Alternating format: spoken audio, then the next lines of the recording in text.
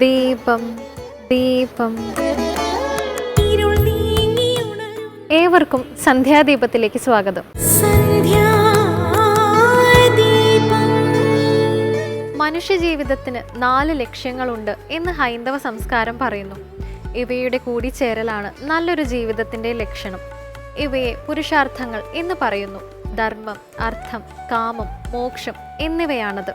സീതാപഹരണത്തിന് ശേഷം രാമലക്ഷ്മണന്മാർ സീതയെ അന്വേഷിച്ച് നടക്കും വഴിയാണ് ജടായുവിനെ കാണുന്നത്.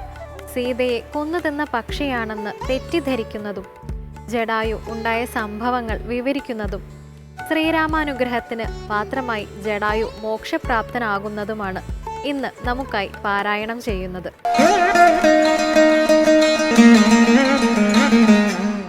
രാമ രാമ രാമ രാമ രാമ രാമ പാഹി മാം, രാമ രാമ പാഹി മാം, രാമ രാമ പാഹി മാം.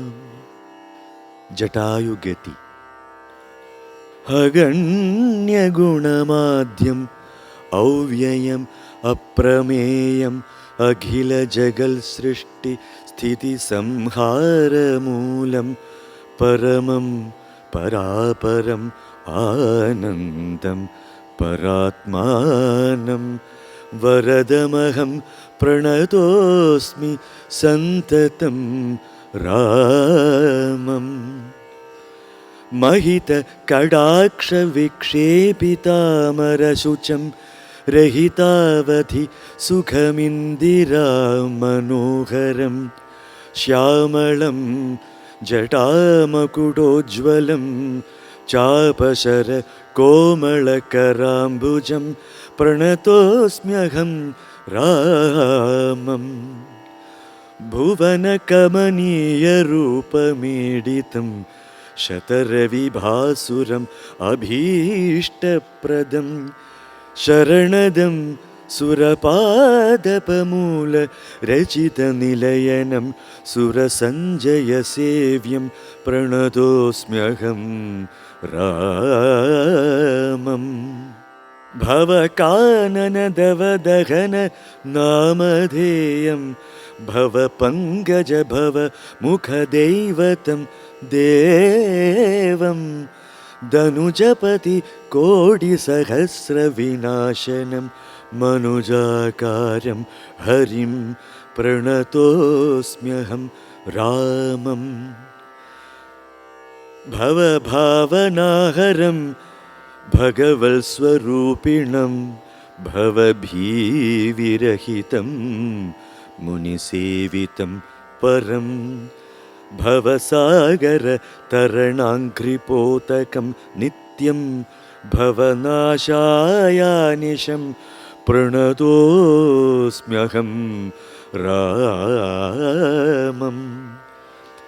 गिरिशगिरिसुता हृदयाम्बुजावासं गिरिनायकधरं गिरिपक्षारिसेव्यं सुरसञ्जयधनुजेन्द्र सेवित पादं सुरपमणिनिभं प्रणतोऽस्म्यहं रामम्. परदारार्ध परिवर्जित मनीषिणां परपूरुषगुणभूति सन्तुष्टात्मनां परलोकैकहितनिरतात्मनां परलोकैकहितनिरतात्मनां सेव्यं परमानन्दमयं प्रणतोऽस्म्यहं रामम्.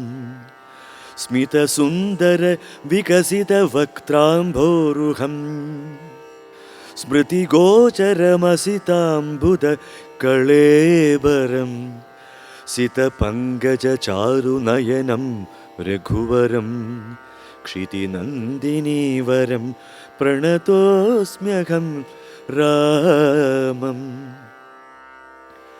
ജലപാത്രൗഘ സ്ഥിതരവിമണ്ഡലം പോലെ സകല ചരാചര ജന്തുക്കളുള്ളിൽ വാഴും പരിപൂർണാത്മാനമദ്വയം അവ്യയം ഏകം പരമം പരാപരം പ്രണതോസ്മ്യഹം രാമം.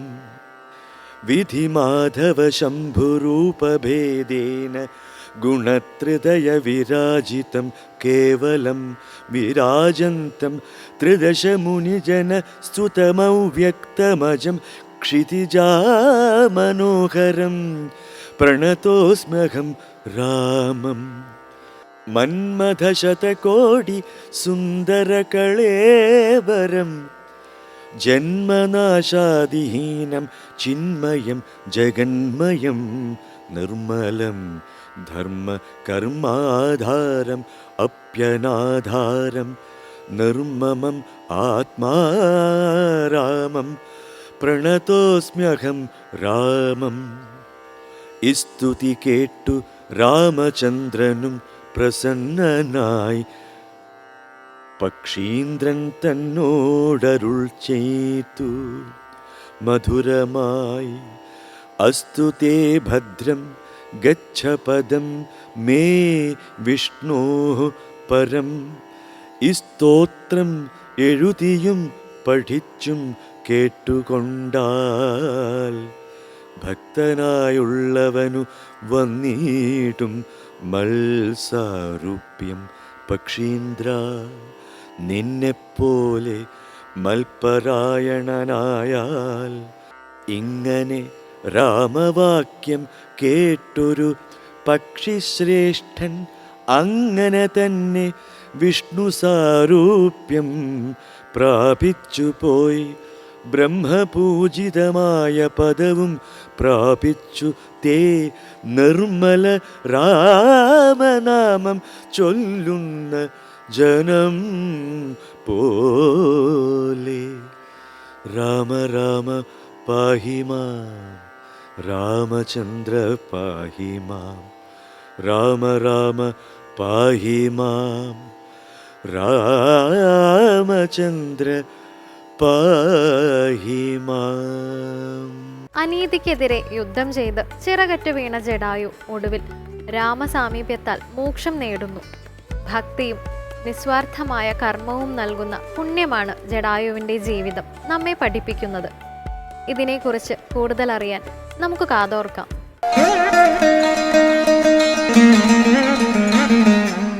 ശ്രീരാമചന്ദ്രസ്വാമി സീതാദേവിയുടെ വിയോഗം മൂലമുള്ള ദുഃഖത്തിൽ ഒരു പ്രാകൃതന മാതിരി പൊട്ടിക്കരയാണ്. അപ്പോൾ ഭഗവാൻ മനുഷ്യവേഷം എടുത്തതുകൊണ്ട് മാനുഷികമായിട്ടുള്ള വികാരങ്ങൾ തന്നിലുണ്ട് എന്ന് കാണിക്കുകയാണ്. യഥാർത്ഥത്തിൽ ജനന മരണങ്ങളില്ലാത്ത, സുഖദുഃഖങ്ങളില്ലാത്ത, ഗുണങ്ങളൊന്നുമില്ലാത്ത ആ നിർഗുണമായിട്ടുള്ള ബ്രഹ്മചൈതന്യത്തിന് ദുഃഖമില്ല, സുഖമില്ല. അദ്ദേഹത്തെ ദുഃഖം അനുഭവിക്കുന്നേയില്ല. മറിച്ച് മായ കൊണ്ട് അദ്ദേഹം ആ ദുഃഖം അനുഭവിക്കുകയാണ് നമുക്ക് തോന്നിപ്പിക്കുകയാണ്. ലോകാനുസരണാർത്ഥം അദ്ദേഹം ആ ദുഃഖത്തെ അഭിനയിച്ച് കാണിക്കുകയാണ്. അവസാനം ദേവിയെ അന്വേഷിച്ചുകൊണ്ട് ലക്ഷ്മണനും ശ്രീരാമചന്ദ്രസ്വാമിയും ദണ്ഡകാരണ്യം മുഴുവൻ നടന്നു. ആ സമയത്ത് വലിയൊരു പക്ഷി അതിൻ്റെ ചിറകുകളൊന്ന് അരിഞ്ഞിട്ടിട്ട് അവിടെ കിടക്കുന്നുണ്ട്. കണ്ടാൽ ഏറെ ഭീഭത്സമായിട്ടുള്ള രൂപമാണ്. അപ്പോൾ ഭഗവാൻ വിചാരിച്ചു ഒരു രാക്ഷസനായിരിക്കും ആ കിടക്കണത്. തൻ്റെ പത്നിയായിട്ടുള്ള സീതാദേവിയെയും ഭക്ഷിച്ചിട്ട് കിടക്കണ കിടപ്പായിരിക്കും. അതുകൊണ്ട് ഇവനെ എന്തായാലും വധിക്കാൻ വേണ്ടിയിട്ട് തൻ്റെ അസ്ത്രം ആ പക്ഷിക്ക് നേരെ പ്രയോഗിക്കാൻ ഒരുങ്ങണ സമയത്ത് ആ പക്ഷി മരണവേദനയിൽ തല ഉയർത്തിയിട്ട് ഭഗവാനോട് പറഞ്ഞു, ഞാൻ അങ്ങാൽ അവധ്യനാണ്, അങ്ങേക്ക് എന്നെ കൊല്ലാൻ പറ്റില്ല. എന്താ കാരണം? ഞാൻ അങ്ങയുടെ മിത്രമാണ്, അങ്ങയുടെ പിതാവിൻ്റെ സഖാവായിരുന്നു.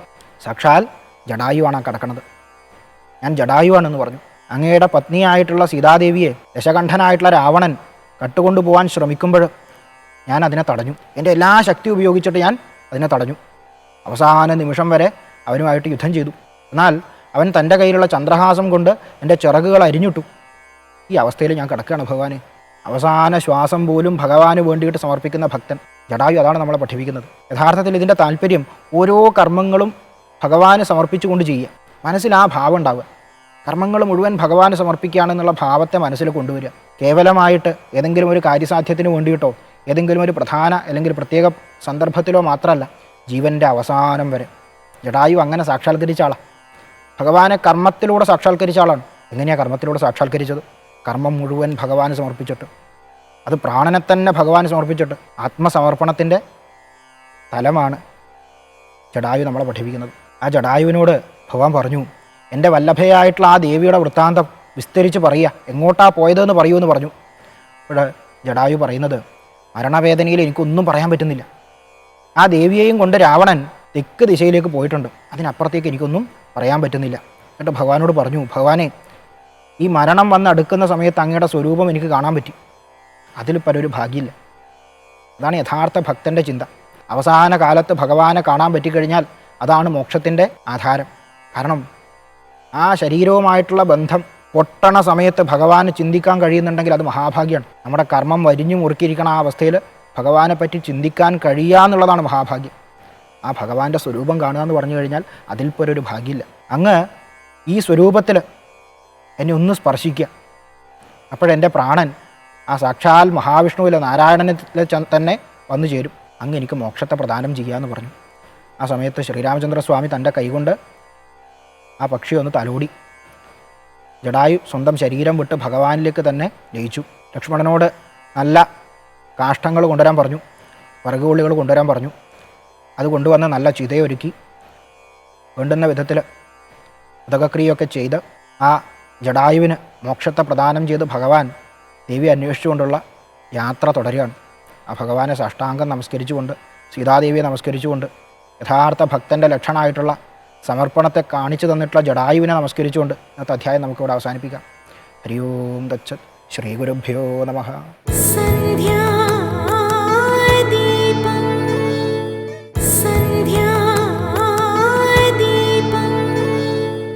രാമായണം മനുഷ്യരുടെ കഥ മാത്രമല്ല, പ്രകൃതിയും അതിലെ സകല ജീവജാലങ്ങളും ഇതിലെ കഥാപാത്രമായി മാറുന്നു. രാമായണത്തിൻ്റെ ഒരു ചെറിയ ഭാഗത്ത് മാത്രം പ്രത്യക്ഷപ്പെടുന്ന ഒരു കഥാപാത്രമാണ് ജടായു എങ്കിലും നിസ്വാർത്ഥവും നീതിപൂർവവുമായ പ്രവൃത്തിയിലൂടെ ജടായു നമ്മുടെ മനസ്സിൽ സ്ഥിരമായൊരു സ്ഥാനം നേടിയെടുക്കുന്നു. ജടായുവിനെ കുറിച്ചുള്ള കൂടുതൽ വിവരങ്ങളാണ് ഇന്നത്തെ രാമകഥാമൃതം നമുക്കായി വിവരിക്കുന്നത്. എല്ലാവർക്കും ഹൃദയം നിറഞ്ഞ നമസ്കാരം. രാമകഥാമൃതത്തിൻ്റെ ഇന്നത്തെ അധ്യായത്തിലേക്ക് എല്ലാവർക്കും ഹൃദയം നിറഞ്ഞ സ്വാഗതം. രാമായണത്തിൽ ഒരുപാട് കഥാപാത്രങ്ങളുണ്ട്. അതിൽ മനുഷ്യർ മാത്രമൊന്നുമല്ല ഉള്ളൂ. അതിൽ വാനരന്മാരുണ്ട്, അതിൽ മൃഗങ്ങളുണ്ട്, പക്ഷികളുണ്ട്. ഇനി നമുക്ക് കാണാൻ സാധിക്കാത്ത ആളുകൾ പോലും പല സമയത്തും രാമായണത്തിൽ വന്നു പോയതായിട്ട് നമുക്ക് കാണാൻ സാധിക്കും. മായാവികളായിട്ടുള്ള അസുരന്മാരെ കുറിച്ചൊക്കെ പറയാറുണ്ട്. അതിൽ മൃഗങ്ങളുടെയും പക്ഷികളുടെയും പട്ടിക നമ്മൾ പരിശോധിക്കുകയാണെങ്കിൽ അതിലേറ്റവും ഉന്നതമായിട്ടുള്ള സ്ഥാനത്ത് വരുന്ന ഒരു പക്ഷിശ്രേഷ്ഠൻ്റെ കഥയാണ് ഇന്നേ ദിവസം രാമകഥാമൃതത്തിൽ നമ്മൾ ഉൾപ്പെടുത്തിയിട്ടുള്ളത്. സാക്ഷാൽ ജടായുവിൻ്റെ കഥ. സീതാദേവിയെ രക്ഷിക്കാനായിട്ട് ഏതറ്റം വരെയും പോയ ജടായുവിൻ്റെ കഥ നമുക്ക് സുപരിചിതമാണെങ്കിലും ഈ രാമായണ മാസക്കാലത്ത് നമുക്കതൊന്ന് അനുസ്മരിക്കാം. ആരാണ് യഥാർത്ഥത്തിൽ ഈ ജടായു? അദ്ദേഹം ഒരു പക്ഷിശ്രേഷ്ഠനാണെന്ന് നമുക്ക് എല്ലാവർക്കും അറിയാം. അദ്ദേഹത്തിൻ്റെ അച്ഛൻ സൂര്യൻ്റെ സാരഥിയായിട്ടുള്ള അരുണനാണ്. ആ അരുണന് ശ്വേനി എന്ന് വിളിക്കപ്പെടുന്ന ഒരു കന്യകയിൽ ഉണ്ടായിട്ടുള്ള മക്കളായിരുന്നു ജടായുവും അദ്ദേഹത്തിൻ്റെ സഹോദരനായിട്ടുള്ള സമ്പാദിയും. കുട്ടിക്കാലം മുതലേ ജടായുവും സമ്പാദിയും എപ്പോഴും മത്സരങ്ങളായിരുന്നു. ആരാണ് കൂടുതൽ കേമൻ എന്നറിയാൻ വേണ്ടിയിട്ട്. ഒരിക്കൽ അവരൊരു മത്സരം വെച്ചു, ആരാണ് ഏറ്റവും ഉയരത്തിൽ പറക്കുക എന്നുള്ള കാര്യത്തിൽ. അപ്പോൾ ജടായുവും സമ്പാദിയും തൻ്റെ കഴിവിൻ്റെ പരമാവധി ശക്തി ഉപയോഗിച്ചുകൊണ്ട് മുകളിലേക്ക് ഇങ്ങനെ പറക്കുകയാണ്. ജടായു ഈ ഒരു മത്സരത്തിൻ്റെ വാശി അങ്ങോട്ട് കൂടി അദ്ദേഹം സൂര്യൻ്റെ അടുത്ത് വരെ ചെന്ന് പറക്കാൻ ശ്രമിച്ചു എന്നാണ്. അത് അപകടമാണ് എന്ന് മനസ്സിലാക്കിയ സമ്പാദി അദ്ദേഹത്തിൻ്റെയും മുകളിൽ പറന്ന് തൻ്റെ ചിറക് കൊണ്ട് അനുജനെ സംരക്ഷിച്ചു. ആ സമയത്ത് ജടായുവിന് അപകടമൊന്നും പറ്റിയില്ല എന്നുണ്ടെങ്കിലും പാവം സമ്പാദിയുടെ ചിറക് മുഴുവൻ കരിഞ്ഞുപോയി, അദ്ദേഹം നിലത്ത് വീഴുകയും ചെയ്തു. അങ്ങനെ ഒരു കഥ അദ്ദേഹത്തിൻ്റെ കുട്ടിക്കാലത്തുള്ളതായിട്ട് പറയാറുണ്ട്. ഈ ജടായു എന്ന് വിളിക്കുന്ന പക്ഷിശ്രേഷ്ഠൻ താമസിച്ചിരുന്നത് പഞ്ചവടിയിലായിരുന്നു. അദ്ദേഹം അയോധ്യയിലെ രാജാവായിരുന്ന ദശരഥന്റെ ഒരു സുഹൃത്ത് ഭാവത്തിലുള്ള പക്ഷിയാണ് എന്നും പറയാറുണ്ട്. അങ്ങനെ ജീവിച്ചിരുന്ന ആ ജടായു ഒരിക്കൽ മാർഗമധ്യേ സഞ്ചരിച്ചുകൊണ്ടിരിക്കുന്ന സമയത്ത് അദ്ദേഹം കാണുന്നത് ഒരു പെൺകുട്ടിയെ ഒരു ക്രൂരനായിട്ടുള്ള രാക്ഷസൻ ബലാത്കാരമായിട്ട് പിടിച്ചു കൊണ്ടുവരുന്നതാണ്. ആ പെൺകുട്ടി ആവട്ടെ വിളിക്കുന്ന പേരുകളൊക്കെ ജടായുവിന് പരിചയമുള്ള പേരുകളാണ്. ആ പെൺകുട്ടി വിളിക്കുന്നത് രാമ, സൗമിത്രേ എന്നൊക്കെയാണ്.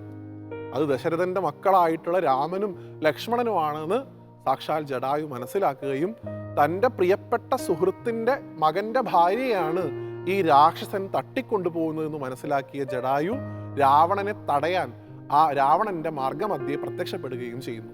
രാവണൻ കണ്ടപ്പോൾ ഒരു പക്ഷി തൻ്റെ നേരെ വന്ന് നിൽക്കുന്നു. താനാണെങ്കിൽ ലോകം മുഴുവൻ ജയിച്ച ആളാണ്, വരം കിട്ടിയിട്ടുള്ള ആളാണ്. അദ്ദേഹം ഈ പക്ഷിയെ വലിയ കാര്യമായിട്ട് എടുത്തില്ല. അദ്ദേഹം ഒന്നോ രണ്ടോ അസ്ത്രങ്ങളൊക്കെ ഈ പക്ഷിക്ക് നേരെ അയച്ചു നോക്കി.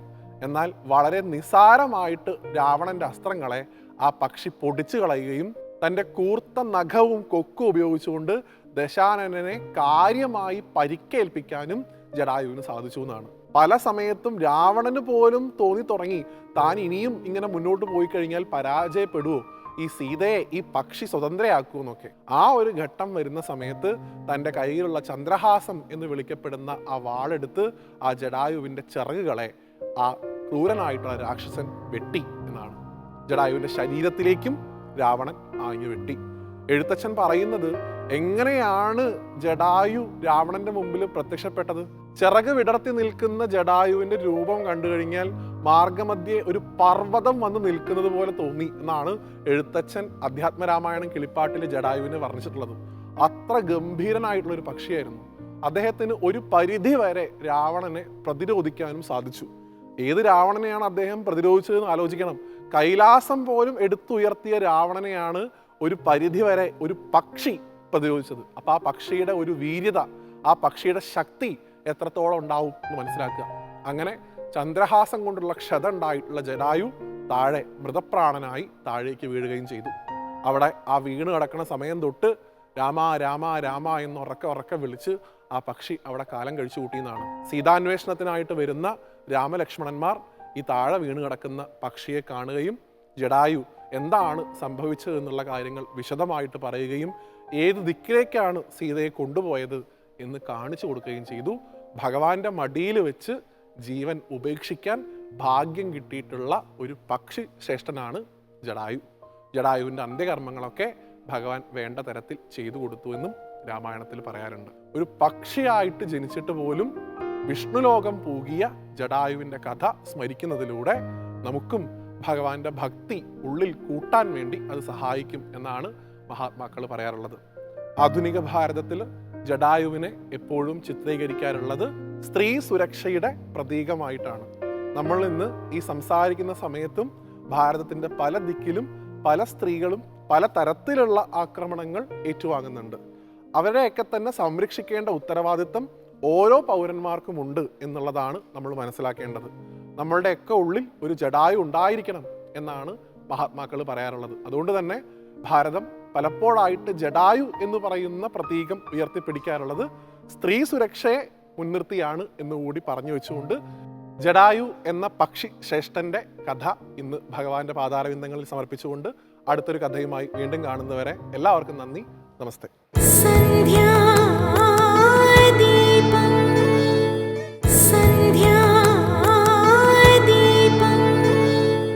കേരളീയ ക്ഷേത്രങ്ങൾ ഐതിഹ്യങ്ങളാലും വിശ്വാസ കഥകളാലും സമ്പുഷ്ടമാണ്. ഓരോ ക്ഷേത്രത്തിനും ക്ഷേത്ര നിർമ്മാണം, പ്രതിഷ്ഠ എന്നിവ സംബന്ധിച്ച് വ്യക്തമായ കഥകൾ ഉണ്ടാകും. ഇനി ഇന്നത്തെ ദീപാരാധന കാഴ്ചയ്ക്കായി ക്ഷേത്രാങ്കണത്തിലേക്ക് പോകാം.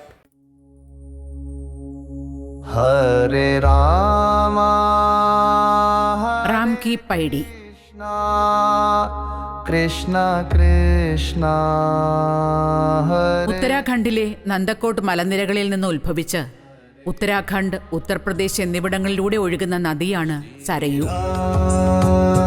ജയ രാം. രാമജന്മഭൂമിയായ അയോധ്യയിലൂടെ ഒഴുകുന്നത് കൊണ്ട് തന്നെ രാമായണത്തിലെ ഒരു പ്രധാന പശ്ചാത്തലമായി മാറുന്നു സരയു. ജയ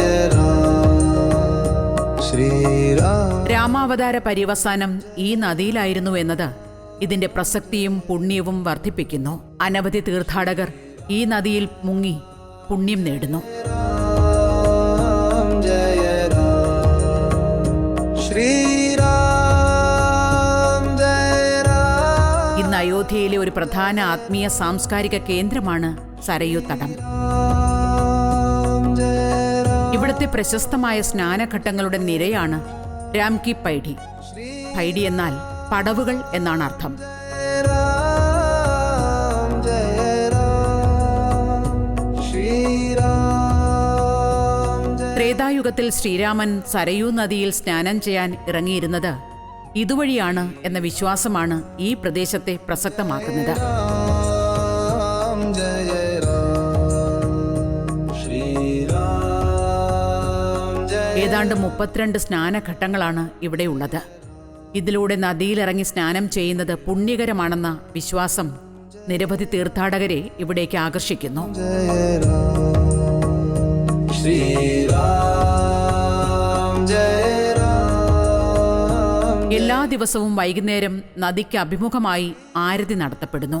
मेरा ध्यान जय श्री राम दिल में बस അയോധ്യ റെയിൽവേ സ്റ്റേഷനിൽ നിന്ന് 2.5 കിലോമീറ്റർ മാത്രം ദൂരമുള്ള സരയൂ തീരം തീർത്ഥാടന കേന്ദ്രം എന്നതിനപ്പുറം ഒരു വിനോദസഞ്ചാര കേന്ദ്രം കൂടിയായി വികാസം പ്രാപിച്ചിരിക്കുന്നു.